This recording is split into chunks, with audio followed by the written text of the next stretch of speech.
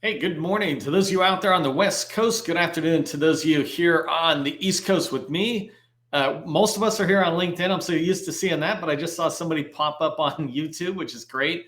It's great to see our YouTube folks out there. I always encourage you to try to come over to LinkedIn when you can because you get a chance to engage with other people.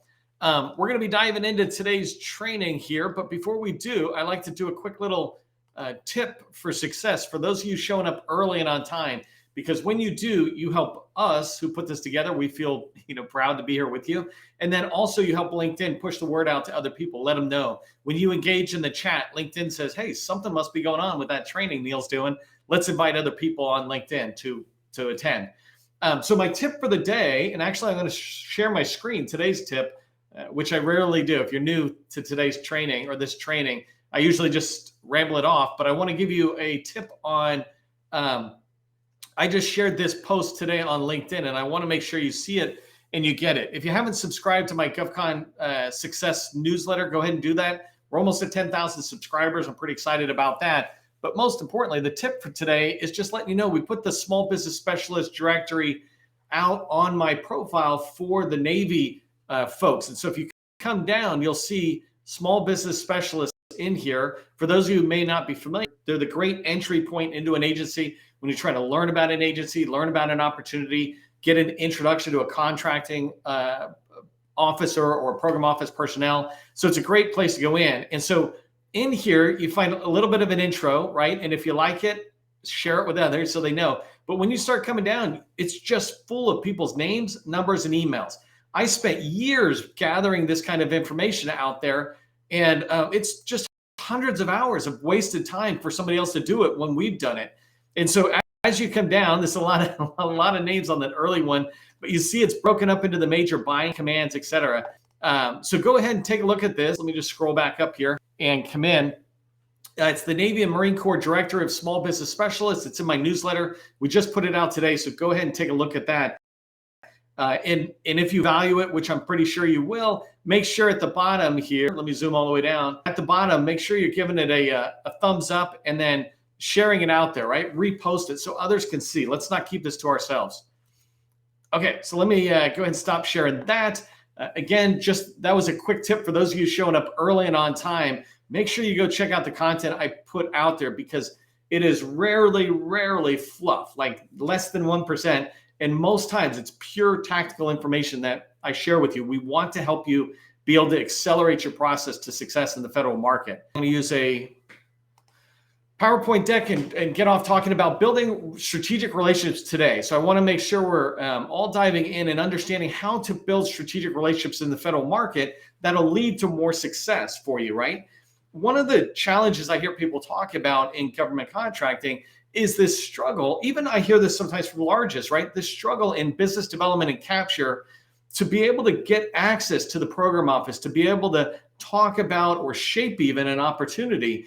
And it's a challenge out there if you're not able to have strategic relationships that allow you to learn and talk about an agency and the details, and we'll talk more about that in a minute, or about an opportunity, then often you're writing a response a lot more blinded than you need to be, right? And so strategic relationships are kind of like going to the doctors and getting glasses. All of a sudden you can see a whole bunch more. And that's what I want you to be able to do, is to see more about an opportunity, to really be able to write winning proposals and increase your win rate to an acceptable level.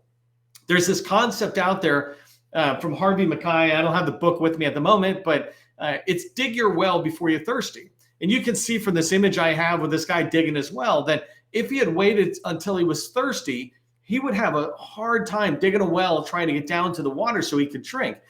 He would just be thirsty, right? So already tired, but he would also be struggling with heat stroke and issues like that. And as he's going down, he would be getting weaker and weaker and maybe never even reach the water.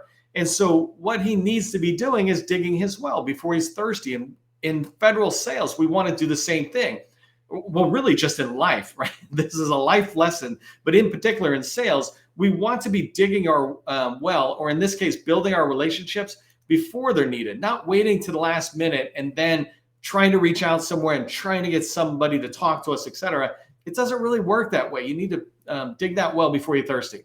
So in today's training, I'm going to try to cover down in the next 25 minutes a lot, right? We're going to talk about what strategic relationships are and the difference between a normal relationship and a strategic relationship. I want to talk about why they're important. I don't want to just have an assumption out there that everybody knows why strategic relationships are important. So I'm going to cover down on some of the key reasons I think they're helpful to you. The third thing I want to cover down on is how to get that first meeting. So if you're trying to get a strategic relationship and you identify somebody, how do you get that first meeting? And then I'll wrap up today's training with a few steps on how to build a relationship into a strategic relationship, the things you can do to be able to enhance that relationship. If you don't know who I am, my name is Neil McDonnell. I'm the president of the GovCon Chamber of Commerce, and I want to welcome you to my federal sales training, where I provide tips for success in the federal market. I spent 20 years in the federal market as a small business owner, and since 2018, I've been teaching people like you that government contracting is not a secret, it's just a process. When we follow a process, it goes from A to Z. We have repeatable, predictable results when we follow this process, right? And in here, if you're looking at my screen, you can see I lay out a 7-step process for federal revenue success. And when you follow that process, it will lead to success. Anytime you don't have the success you're looking for, just look at the step before sales or before proposal or before opportunities. Just reverse engineer the process to identify your bottleneck. And so for today, we're talking about strategic relationships, and that sits right before opportunities. Strategic relationships are vital to the success of your company. Okay, so let's dive into the what of strategic relationships, right? What are strategic relationships? I want to distinguish strategic relationships from just normal relationships. So there's all sorts of people you're going to meet. You can think about this from a personal level, right? There's all these people you know. If you're on Facebook in the old days, I don't know if people still are, but if you're on Facebook, you have thousands of friends. And maybe you got tons of folks that you know from high school or college or whatever, right? But you really only have so many close friends or close relationships, 5, 10 at the most, right? Really, I always say 5 at the most. I have 9 brothers and sisters, so 9 in-laws. I have 22 nephews and nieces, including my kids, which I guess aren't nephews and nieces, but huge, just immediate family. I'm not even close with all of them, right? You can only be close with a certain amount because it takes so much time. Well, strategic relationships, you want to think of that same way. You have all these people you know from a conference or from some area, but there's some that you want to invest the time in to build a strategic relationship with. And so strategic relationships, sometimes people talk about values, but I really tie it more to the mission. If you're thinking about an agency, or the services, if you're thinking about a teammate, you're aligned with each other, right? So if I'm looking for a company and I'm doing cybersecurity, I might be trying to align with a company that also does enterprise network engineering, right? There's a level of synergy between the things we offer. And so those services are aligned. Same thing with the mission. When I had my last company, we were very tight in the VA, and I love that because I'm a veteran. And go Army, right? I'm a veteran, and I liked the idea of being able to support vets all the way down to the hospital level. That's where I really played, not at the VBA, but in the hospital level, the care that they were having. I had IT projects that would directly impact the quality of care. And so there's the strategic relationships. You want to align your mission as well. This is what we want to do with our company. Second thing to keep in mind about strategic relationships is you'll know when you're in them because the other party and you're both committed to mutual growth and learning. So I say mutual growth when I'm thinking about a teammate. We both want to help each other grow. We're not trying to figure out how to take and win an opportunity using you on my team, but we're both mutually interested in growing ourselves to wherever we want to go. How can I help is usually the first thing people say in a strategic relationship, not how can I get what I need from you.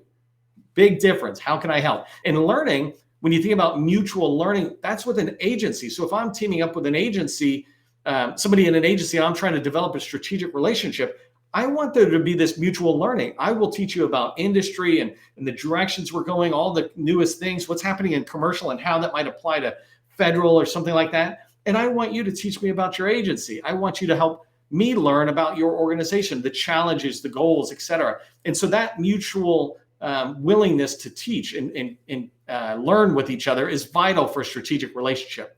And then if you've ever read a book called 7 Habits for Highly Effective People, Stephen Covey talks about relationships must be win-win. There's 4 ways they could be: win-lose, lose-lose, or lose-win, or win-win, right? You need them to be win-win. And the idea of win-win is that when we go into a relationship, a strategic relationship, it is only working for you and for me, the two parties, if we're both winning. Nobody can lose. It can't be lose-win, and it can't be lose-win, right? Neither one of us can be in that imbalanced or unbalanced area. And so when you think about strategic relationships, make sure that they're everybody is growing. Everybody sees it as a win-win. That's how you know you're in a strategic relationship. And so I put down some criteria. You can read them if you're looking at my slides. I know some of you watch on the mobile or just listen, but here are a couple of criteria for knowing if you have a good strategic relationship, or what I hold people accountable to when I'm getting into a strategic relationship with them is I need them to actually do what they say they're going to do. That's fundamental, right? So they need to schedule meetings with me, not just promise, hey, let's catch up. Everybody loves everybody. It's great. Let's have another meeting someday. No, you schedule a meeting. If I'm with a teammate, I've got a recurring meeting every 2 weeks. If I don't have that, it's not a strategic relationship to me. It's not a bad relationship. It's just not strategic. It's not a commitment enough to say, hey, let's meet every 2 weeks for 10 to 15 minutes to talk about our pipeline. If we're not doing that, then it's not a strategic relationship to me. With agencies, it's a little farther out, but you still want to schedule that meeting. You say and they say, ask me anything, and they really mean it. They're very direct when answering questions, right? So if you're trying to learn about an agency, they're not just bouncing around, I don't know, something. They're like, whoa, let me find that out. You can see it in the way they act, that they really want to help you find an answer. They're not sharing anything that they should not share, but they're willing to go out and find the information for you, or willing to just give you a direct answer. And then the last one I just wanted to say is that they can and do make introductions. If you're in a strategic relationship, you absolutely should expect introductions, warm introductions. If they're not going to make warm introductions, then they're just a great relationship. They're not a strategic relationship. Strategic relationships, like I do this all the time, where I'll introduce John to Jane kind of thing and say, hey, I think your two companies might have a fit. I introduce them to agencies. That's what we should look for from a strategic relationship. And the reason we want to have those strategic relationships in place and hold people to those criteria, including holding ourselves to that criteria, is that there's all sorts of ways a strategic relationship can be valuable to both parties. And I just want to talk about you for 1 second. When you have strategic relationships in place, and I believe you should have at least 8 relationships, and you can watch a different training where I talk about that. But in an agency or as with a teammate, they can help you learn about their organization. For example, I got a customer who's going after Booz Allen. They're in this one part of Booz Allen, but they don't know anybody else in Booz Allen.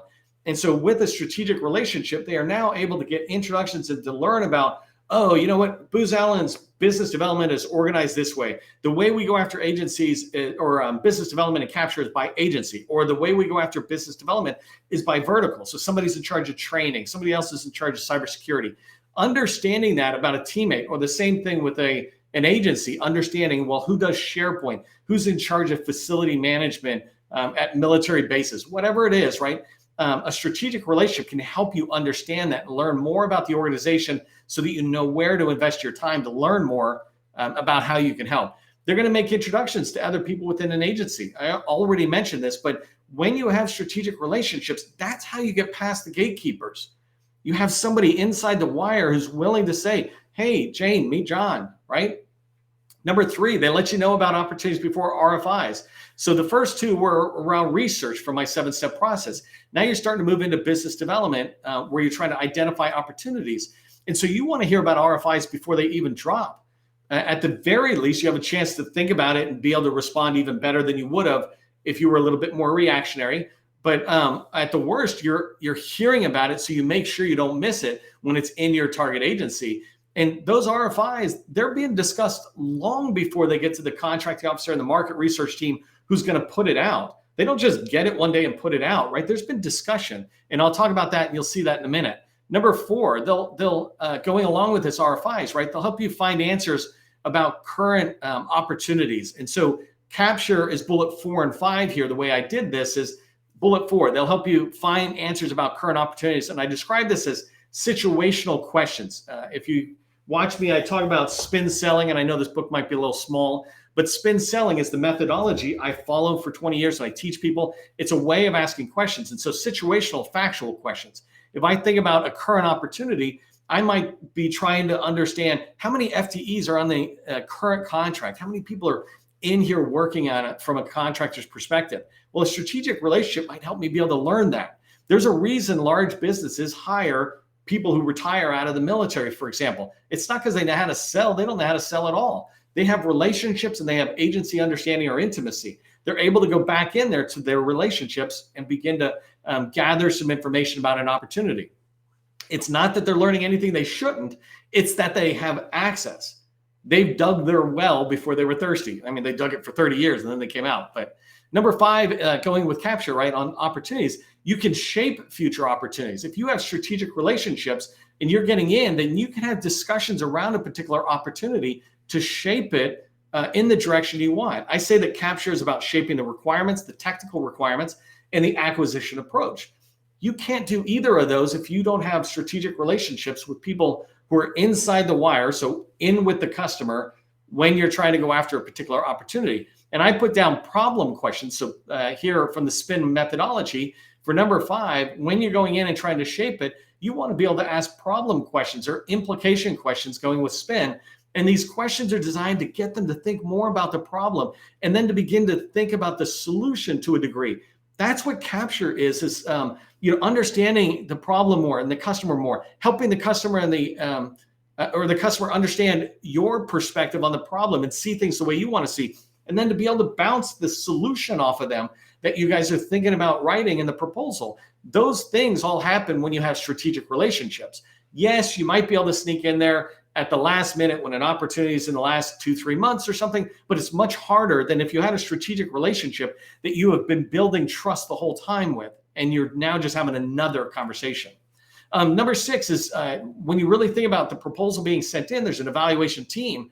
If you can get the evaluation team to know who your company is, to have begun to trust you and say, hey, these guys know what they're talking about. If you can get them to think that way before your proposal even lands, then you have a chance of increasing the rating of your proposal in their eyes. They're still going to rate it the way that they have to rate it, right? But there's a whole difference between, oh, I know this company, or I never even heard of them before. Let me look at it. When they look at it, it's a compliance exercise. But if they know you, whether they mean to or not, in their subconscious and their way they're evaluating it, they're remembering, I like them for this reason. I like them for this reason. Oh, hey, I like this, right? So that's the idea of trying to get in there and develop these strategic relationships. And then 7 and 8 is about more introductions. And I talk about if you can get into an agency, you can meet prime contractors that are already in there that you might be able to team up with immediately on an active opportunity, or to be able to team up with to pursue future opportunities with.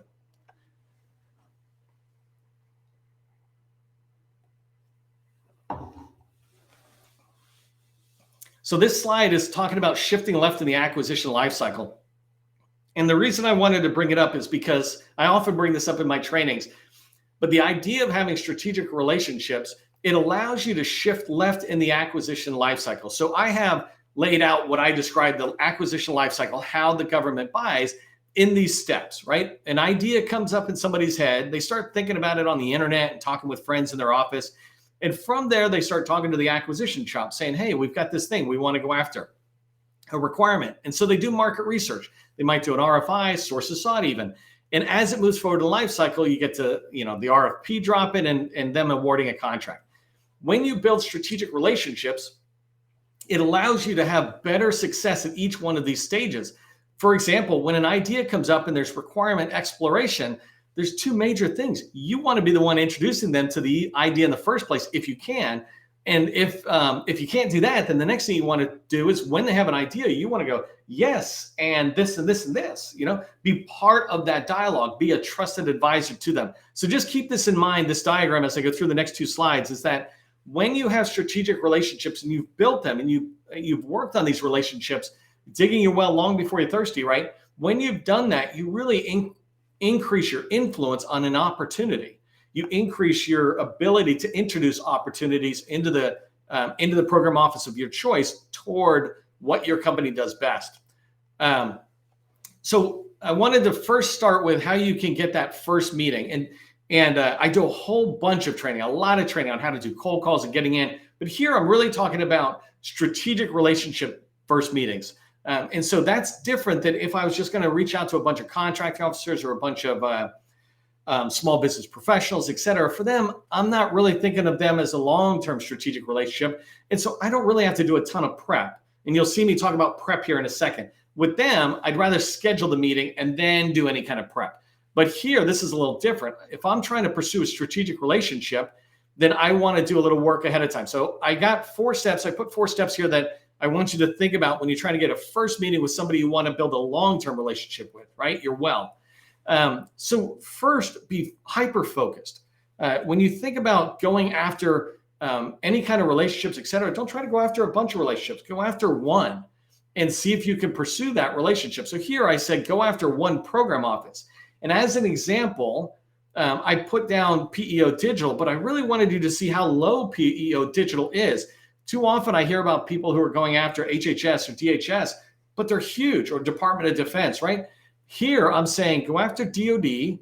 Under DOD is the Navy or Department of Navy, and under that is Marine Corps and Navy. So I'm saying Navy, and then NAVWAR is a systems command under them, and then PEO Digital is a program executive program office under NAVWAR and in the Navy. I just want to pause 1 second in the chat. Tell me if you can see my screen or if anything's going wrong, because occasionally my phone just stops showing and I want to make sure you're seeing it. Somebody give me an AV talk in there, and I'm going to assume it's still working while I talk about the next part. So once you choose a focused agency or a program office, then you want to build a target list. And so I talk about the 7-step process to success. Begins with research, and second step is targeting.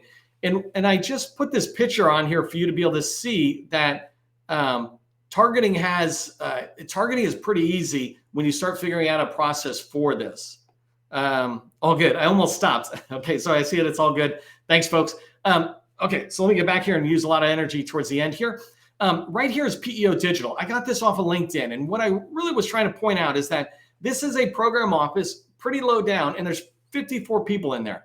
I know there's a couple of hundred people at least who work at PEO Digital, but there's 54 employees who are listed right here on LinkedIn. This is an example of where I would start building a target list. Now I have 54 people in that program office. These are not contracting officers. These are not small business professionals. These are program office people doing the work. One way or another, these people are doing the work in that program office. So then I would begin to engage with them. If I'm at an event, I could connect with them. PEO Digital does events sometimes. I can look on LinkedIn and begin to see what this company page is posting. I can also look at these individual 54 people and track them on LinkedIn and see which ones are posting. And when they do post, try to engage them one way or another. I can go research these 54 people really quickly on Google and say, hey, is anybody out there doing a podcast or a video, et cetera? When you do that, you're able to kind of engage with them out there. And from that standpoint, you then want to reach out and do an intro call. The key thing about a strategic relationship is don't push too fast for an intro call. It's totally okay to decide today, I want to reach out to small business specialists and just pick up the phone. But for strategic relationships, give yourself a month of time to build that up. These people are not for your today need. These are for your tomorrow need. So it's okay to take some time to ramp it up. And that's different than just doing cold calls.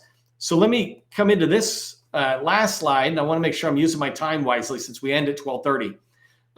Here are some steps. Once you get that first meeting and you move in, and I have a whole training on how you have a successful first meeting, so you can go watch that. But what I'm trying to do with this slide from the last slide is say, you've had your first meeting. What are some steps you can take to continue building that relationship to turn it into a strategic relationship?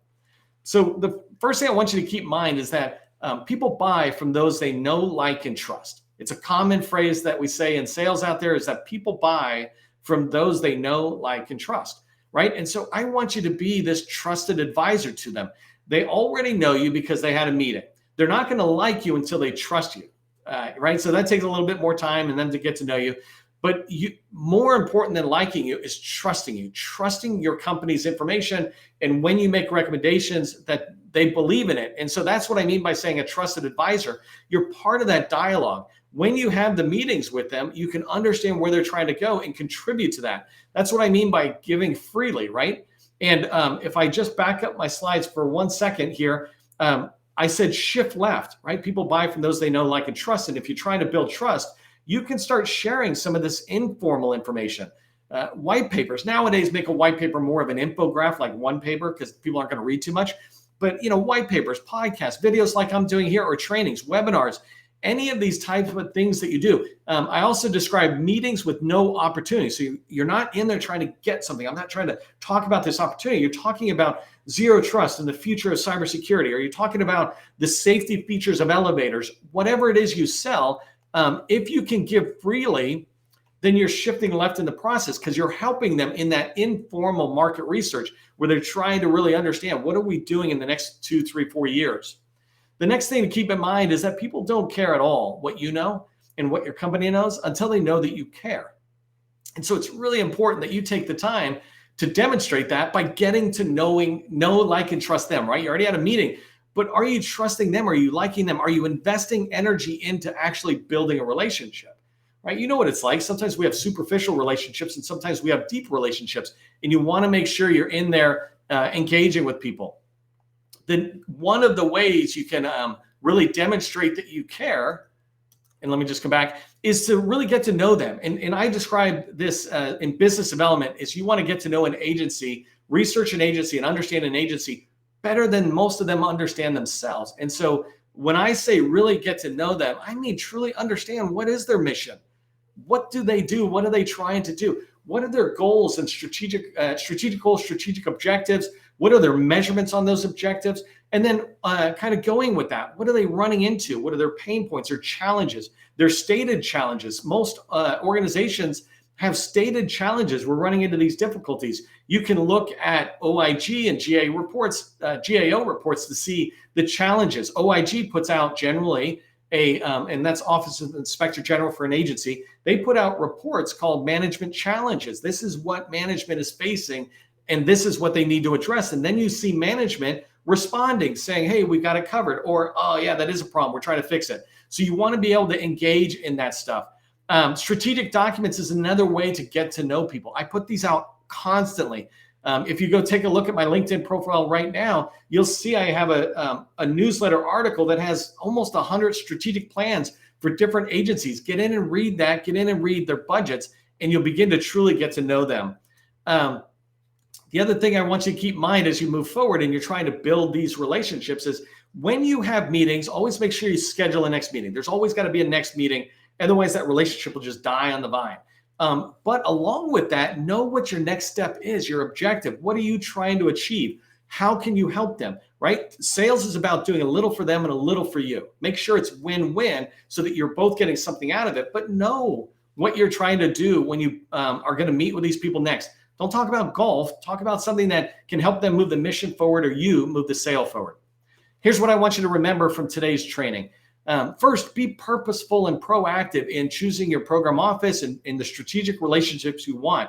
Just don't guess what relationships are going to come to you. Say which ones you want and then go after them.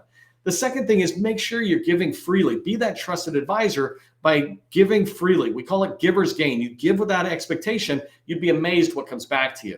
And then the last thing is, one way to show that you care for the people you're trying to build a strategic relationship with is take the time to get to know them, to like them, and to trust them. When you do that, it will be really visible in your interactions. Hey, if you're getting value from today's training, definitely become a sustaining member. We'd love to have the support, but most importantly, throw thanks into the chat for the team for bringing the training to you, and also let us know that you value this and you want more of it so that we continue to do it. Really, thanks is what keeps us going, not the rest. And if you want my help in any level of business development and capture, and you're doing like 1 million plus, let me know. We've got a program called BD as a Service. I'd be happy to talk to you about. It is a monthly plan, so it's not for companies that are below 1 million. You're really not at the stage yet. But this training is for you. For all of us, I just want you to remember, government contracting, it is not a secret. It's just a process. I'll see you in the next training.